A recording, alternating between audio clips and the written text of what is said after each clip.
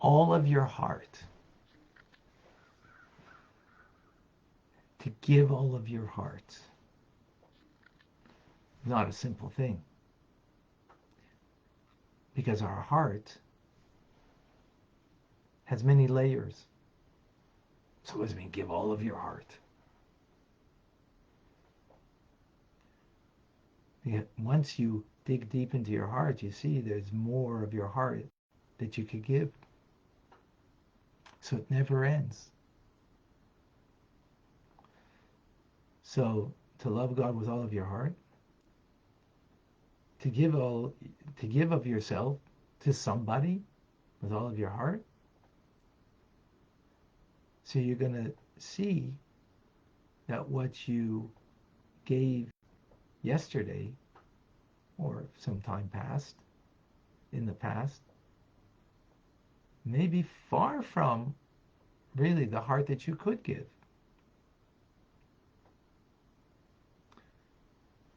Because as you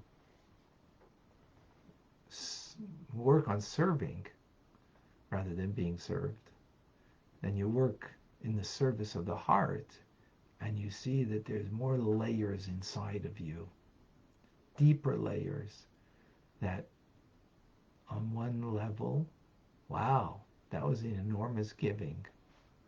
And then you dig deeper and you see there's even more that you can give. There's even more that you can give of yourself.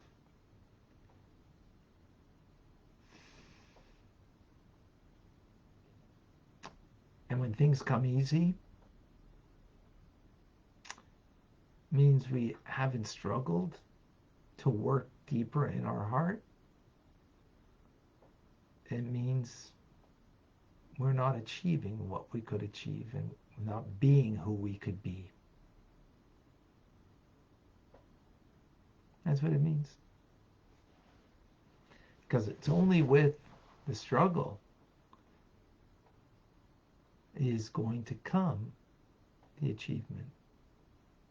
That's why the night comes before the day. God created the world. First there was night, then there was day. It's a complete day. Shabbos comes in at sunset. First you have the night, then you have the day. Because the tzimtzum, the contraction of of God's infinite light, right? The concealment came, and then only afterwards came the revelation. So likewise in our lives, first will come the concealment, then will come the revelation. So our heart conceals on the deeper love. And therefore there's a hard and arduous task to dig deeper in our hearts.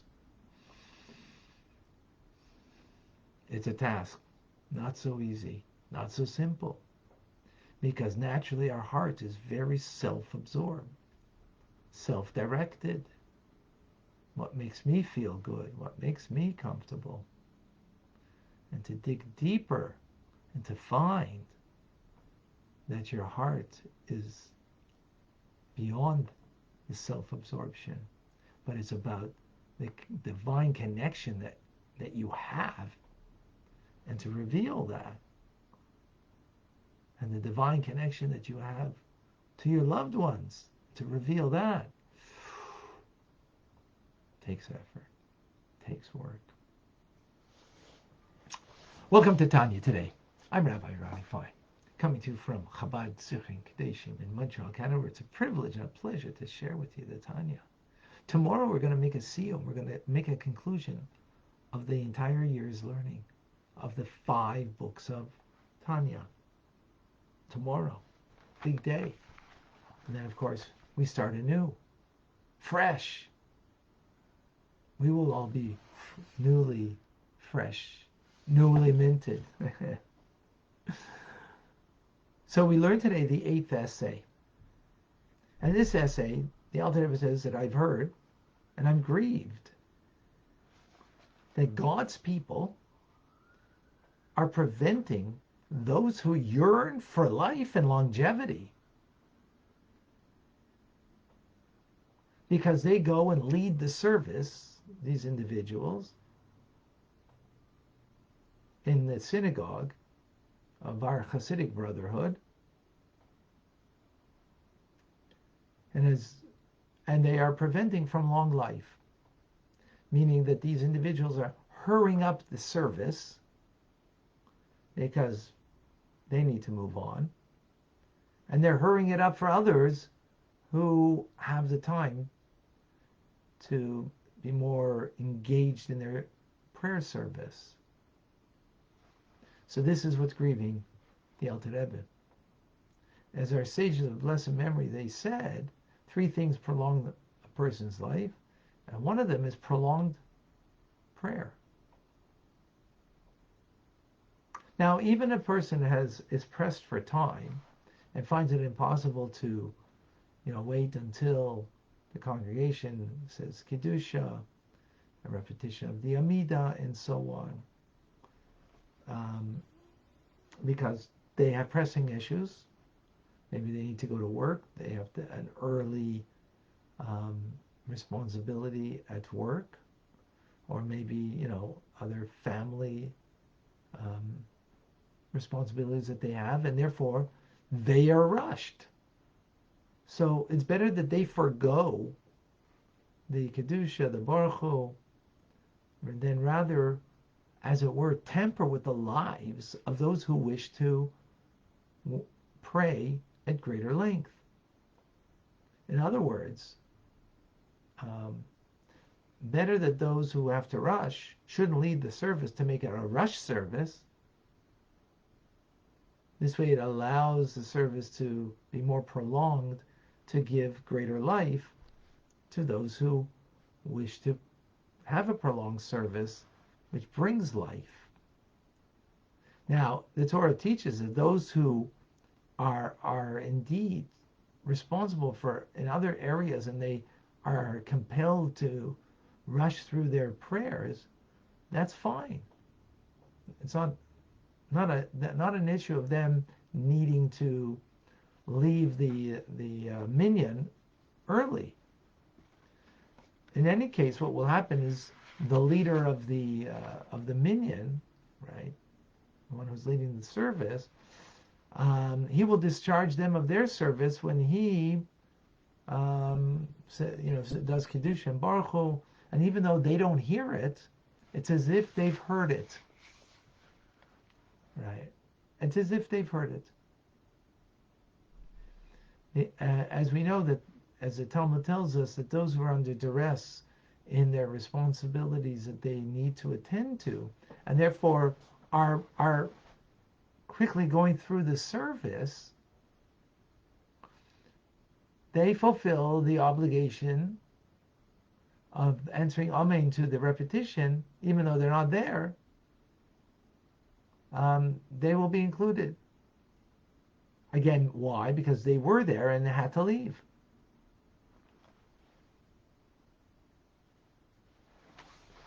Because in our generation, it's very important prayer, as opposed to earlier generations, meaning a couple thousand years ago, where Torah study was more important and was more the constant and primary thing.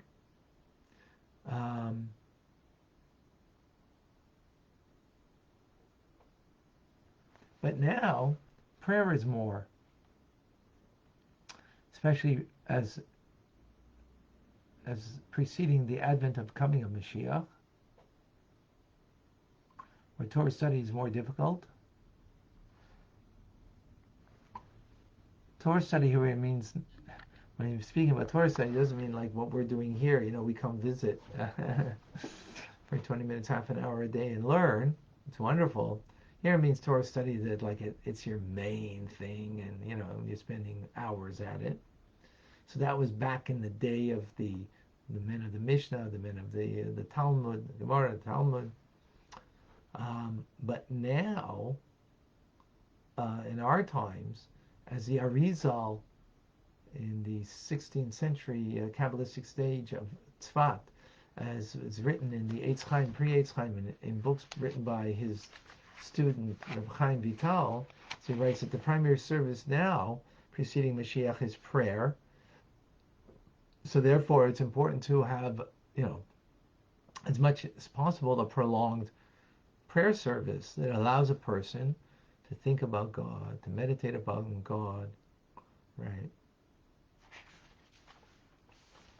And this, in order that you come to a love of God when you come to the Shema, that you come to a love of God. And as we mentioned, the outer layer of the heart is very self-absorbed with self-love, with the desires of our heart, what we want, what we like, what we love, what we lust for. And that's the outer layers of the heart. So it takes time to be able to dig down to the deeper parts of the heart. So therefore, the prolonged prayer gives the opportunity that we go through Psuki de Zimra, the praising of God. We go through the prayers before preceding the Shema, Yotzei Or and Abba Selam, all of those prayers that can bring us then to the Shema. Hear Israel, the Lord our God, the Lord is one. And you should love the Lord God with all your heart, with all your soul, and with all your might. That we come to that in order that we come to love God. Now, as we're commanded in the statement, and you should love the Lord God with all your heart, which of course, what does that mean to love God with all your heart? How can you command the love? So the command is not, you can't love God, you can't command it, but what you can command is do the things that bring you to a love of God. In other words, think about God, right? Parenthetically, when you think of a loved one in a positive way, of course, right? Then that will bring you to love them when you think about them in a positive way. So think about God. Think about the greatness of God. Think about God as creator and how he set aside everything for us out of the great deep love for us. And then what that will do when we meditate upon that in the prolonged form of prayer, and what does it mean prolonged? But whatever that term means, every person on their level means something more and different. But then through that prayer and this method of, thinking about, meditating on the words, and trying to dig deeper in your heart. So what you'll come to is not the outer layer of your heart, which is self-absorbed. You'll come to the latent love that's the heart of us. And when you reach there, there's no command there, because it's a reality that is a part of my soul, part of my heart. It's there already. All I'm doing is exposing that which is there.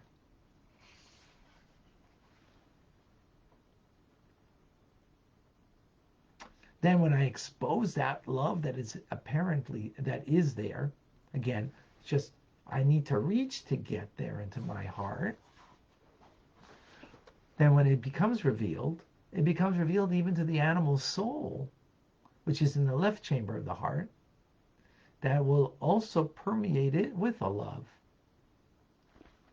And with this, then we can understand why this is the primary idea before the coming of Mashiach, of prayer.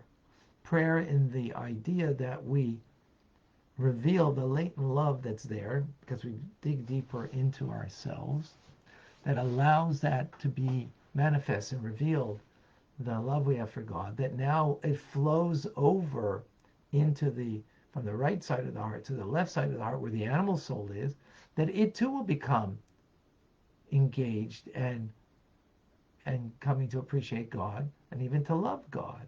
And that's the idea of elevating the sparks, because we have in our animal soul a spark of divinity. As we've learned, it comes from the world of Tohu, the animal soul, from a higher world, but it fell down, the shards of holiness fell down to a lower place over here. And through prayer, we can touch that part of our animal soul and reveal its inner holiness.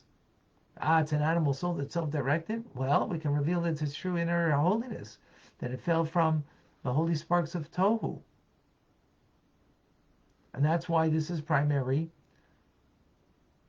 before the coming of Mashiach, is to seek and elevate the sparks. Well, where are the first sparks you're going to find? In us. And then through that, we will transform our animal soul to a divine soul, because we subjugate it to the divine.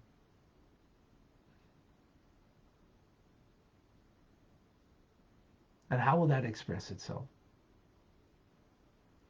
How will it express itself that the animal soul, it too has a love for God? Well, because the animal soul is found in the blood of the person. The blood gets its nourishment from the food and drink that we consume. So therefore, by directing the eating and drinking for this higher goal, in other words, eating and drinking is naturally self-absorbed. It's about me and what I like to eat and what I love to eat, right? That's a very self-absorbed part of our heart that desires and lusts. But when we dig deeper, and now we can bring that food and drink into the realm of serving God, right?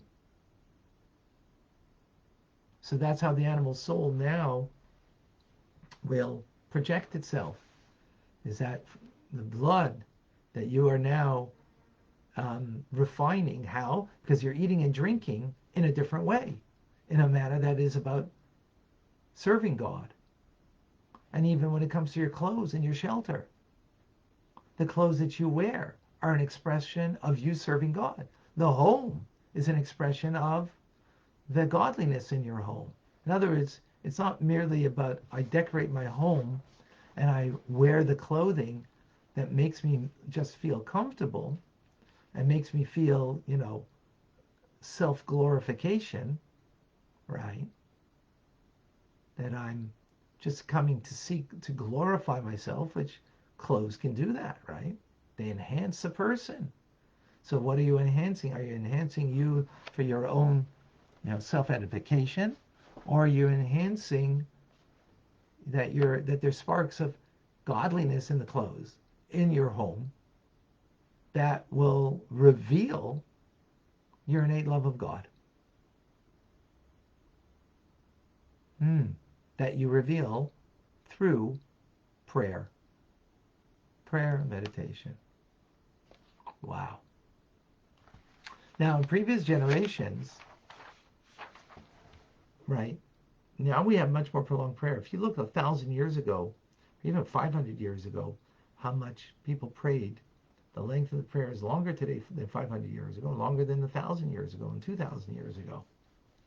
And that is because back then, the innate love that the soul had, that the heart is revealed in a much quicker fashion. So they came to that innate love much more quickly. They didn't need a prolonged service. Today, because we live in in a lot more impure environment, therefore we need a longer service so we can get to the inner heart. And the Alter concludes the Dilemabin. This will suffice for the discerning. How powerful. How beautiful. A reminder, tomorrow we finish 5 books of Tanya. We conclude another year of learning. And we will start again on Sunday. The cycle again. If anybody has something that they would like new in this new cycle, something different, please private message me. Looking always for how we can, do something, do the learning in, some different, unique way. But then again, just the learning itself is unique and special. All right, I saw some questions here.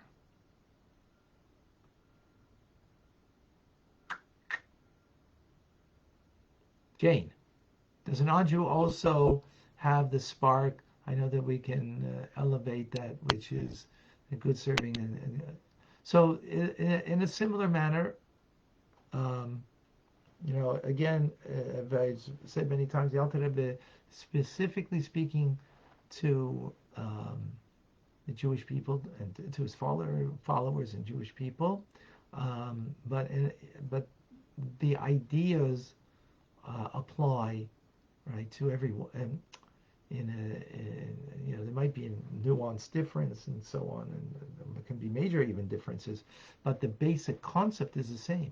In other words, the food and drink that we engage in, right, that when we can have a notion that it is as part of serving God and is a reflection of my innate love of God, so then that it therefore will reflect that. Well, that is for everyone. Now, for the Jew, it means kosher food. It means making a blessing. For a non-Jew, it doesn't have those parameters of being kosher and making a blessing. It doesn't have that obligation, at least. Okay. Thank you, Jane. Lori, is Hamas connected to Tohu and our destroying Hamas rectification?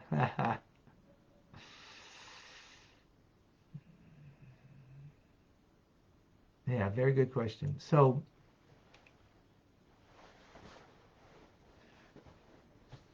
there's two ways to deal with the divine sparks that fall into concealment in this world.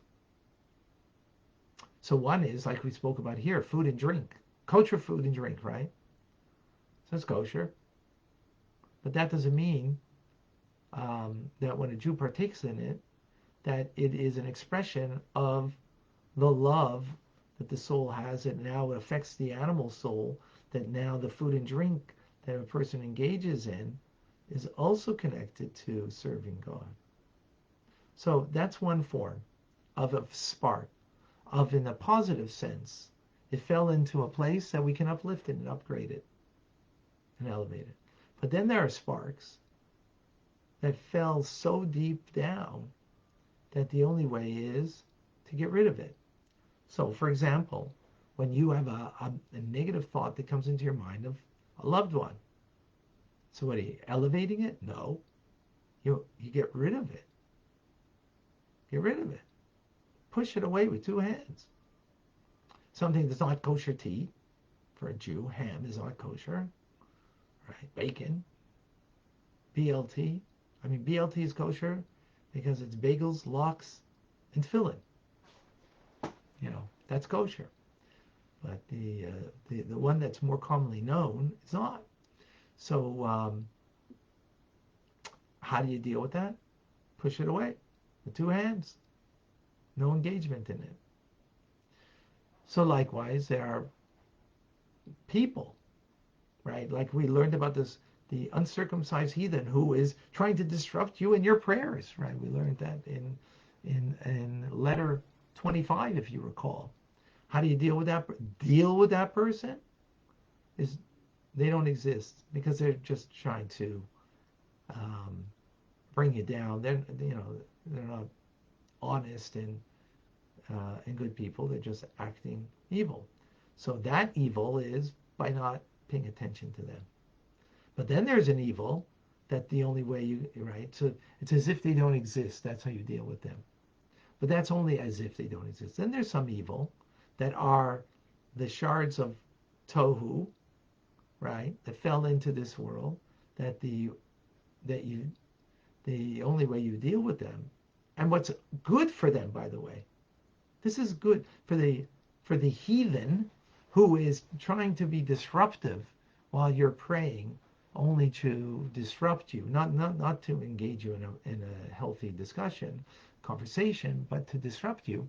So it's as if they don't exist. But then there's sometimes, and that's good for them, by the way, because it lets know that evil cannot, trump or have a power over holy.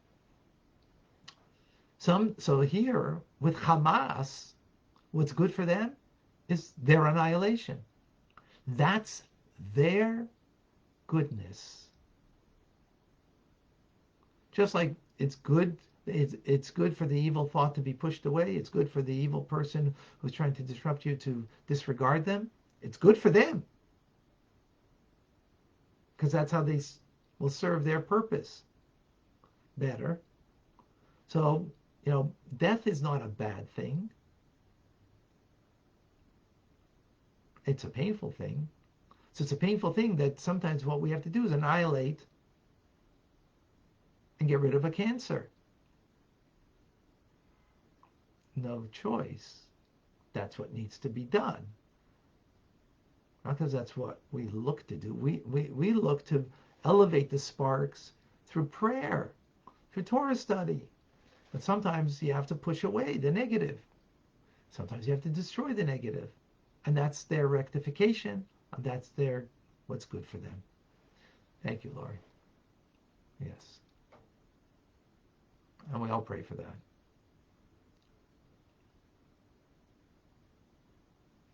Davida, in regards to this, is there a difference between praying at home and praying at shul, or difference between praying during the weekday and opposed to Shabbos? So first of all, for men have an obligation for a minyan, women don't. So pray at home, fine, it's beautiful, don't worry about it. And yes, Shabbos is more than the weekday, and of course with a minyan is better, but that's for men, not for women. Not for women. Thank you.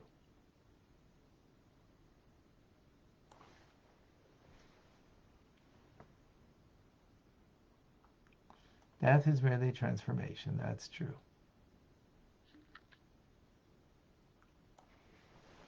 Okay, we have another question here.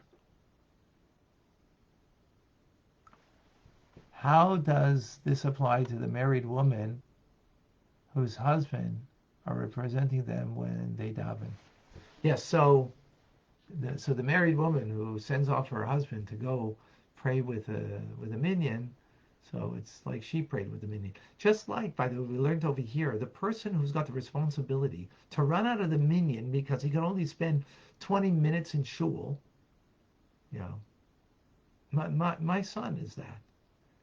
He can't spend a prolonged time because he has a responsibility to take his kids to school and to take them on time.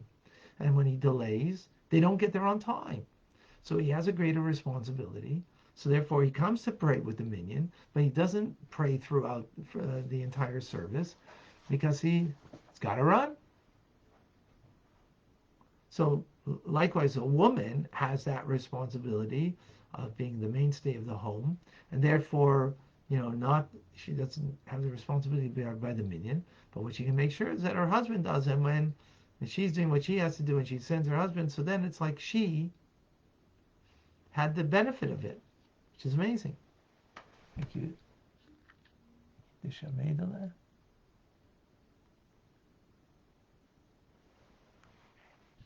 So the difference with someone who leaves during the week or as opposed to Shabbos. With Shabbos, you don't have to go anywhere, right?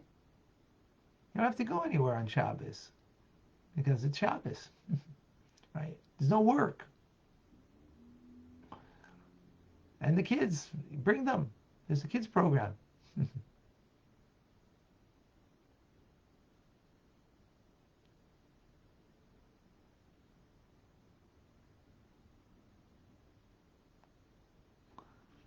I'm not certain, Josh, what you're asking.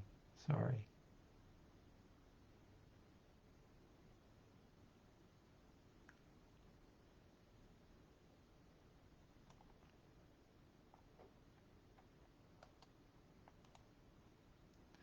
So, folks, tomorrow we will conclude. Wow. Celebration tomorrow in conclusion. And the truth is, it's the beginning of the celebration. The celebration is Shabbos and Sunday. Yud Tes Chav Kislev, the 19th, and the 20th of Kislev, the day that our teacher, the Alter Rebbe, was released from prison in 1798. released from prison. False charges that were laid upon him, and he was imprisoned for 53 days, which then resulted in 53 chapters of the first part of Tanya, which we will begin anew. And we celebrate. So we'll be celebrating Shabbos with a great Fabringen, and after Shabbos we'll also have. It could be that I'm going to put this live. Okay.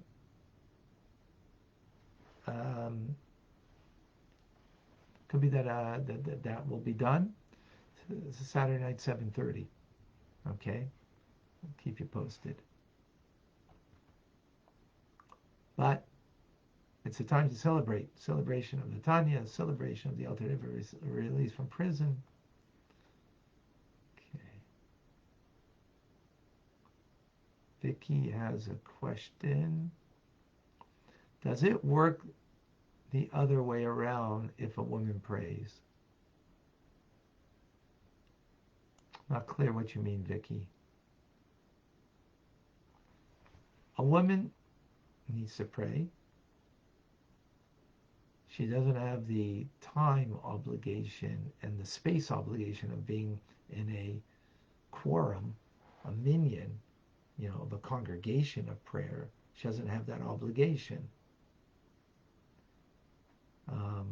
But to pray, yes. So what do you mean the other way around? But in a sense, she fulfills the public duty of it, because she doesn't have the responsibility, but the heart, which is what prayer is about, unique about prayer is, it's in the heart, it's about the heart. Torah study, it's more about the mind and refining the mind through, understanding Torah, God's wisdom, making His wisdom, His vision, our vision. Right? Prayer, it's in the heart, about the heart. So that can be done anywhere. So if you can't go to a congregational service, it's okay. Do it at home. Do it at work. But recognize that it's trying to reach your heart in such a way that you bring the natural love that the heart has deep down, express it, so much so that it even affects my animal nature, and that my animal self-absorbed nature will also then, in turn, use its needs, which are food and drink, clothing and shelter, to serve God. I hope that helps, Vicky. I hope that answered your question. Great questions today. Can she take on that responsibility for her family? Prayer, the responsibility. Ultimately, prayer is a responsibility for every individual, not for the family, right? A woman can takes the responsibility of the home. So she can prepare dinner for everyone, right? That's absolutely, so she can do that in the stead of everyone. But prayer, it's about everybody's own heart. So you can't take it on for others. If prayer was about getting something, if that's all it is, like, I need something and my family needs something, so I'll pray that you should get what you want in your life. My son, he needs a better job, so I'm praying that he should get a better job. If that's what prayer is, yes, of course you can do it for others. And that's an element of prayer. That's an element of prayer, is that we have requests and we make them of God. So yes, absolutely, you could pray for your family, for their health, for their livelihood, for whatever things that there is. But that's not what we spoke about here. That's not the real dimension of what prayer is. The deeper idea of prayer is the depth of the heart of me reaching that in natural love that I have that is covered over by the self-love on the outer layers of the heart. That I can't do for anybody. I can only do for myself.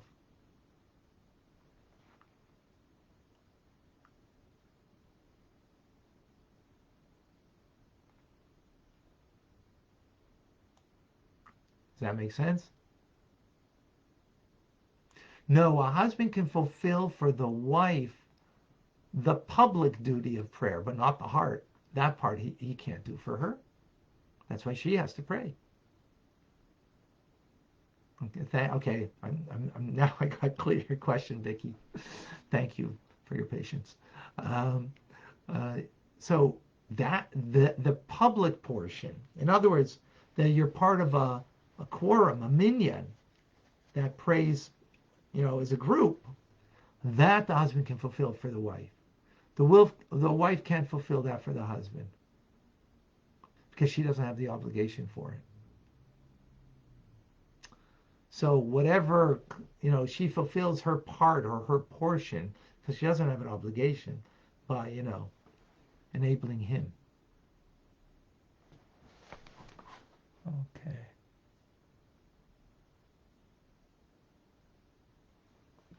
What about a single woman? Are they obligated to daven in shul?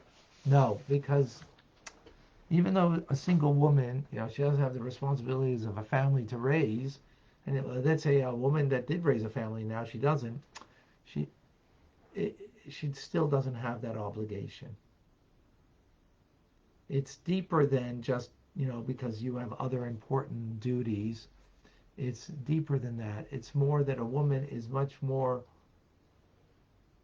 private and a man is more public.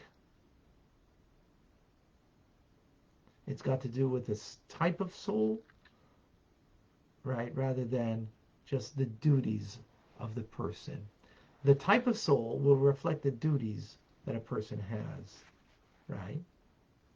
So a woman has a responsibility to pray for herself, but being more private, her prayers are more in the private nature and therefore do not have to be done, are not obligated to be done in shul and part of a minyan. She could do it. She doesn't have the obligation, right? She could do it, but it doesn't have the obligation. Should she look to do it? On Shabbos, because it's coming together of a community. During the week, there's not so much the coming together. I wouldn't suggest it, that's what she should be looking to do.